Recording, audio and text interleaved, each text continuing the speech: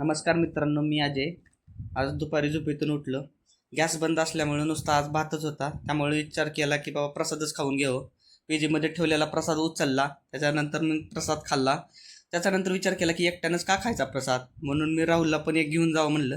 राहुलला पण प्रसादामुळं काय भूक आमची काय भागली नव्हती, म्हणून फ्रीजमधला टरबूज उचलला.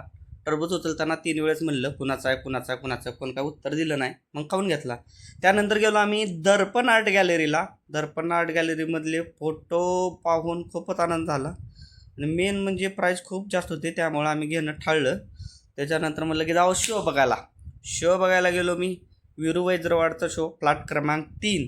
त्याला मी हाय केलं, त्यानं काहीच रिस्पॉन्स दिला. मी म्हणलं जाऊ दे बाबा, आता काय म्हणलं. शो असा भन्नाट झाला, एवढा भन्नाट झाला की हमारी अधुरी कहाणीच त्यानं सांगितलं. मग म्हणलं बाबा चहा पेता पेता शो बघावं. शो बघितला चहा पेता पेता. त्याच्यानंतर काय, हा आहे नयनचा पण शो छानच होता म्हणा. त्याच्यानंतर मला एक आजी दिसली. आजी गाण्यावर नाचत होती, छानपैकी नाचत होती. बघून मला पण नाचावं म्हणलं, पण आमची पब्लिक मला तिथंच मारेल म्हणून मी थांबलो. ठीक आहे बाबा, असं मस्तपैकी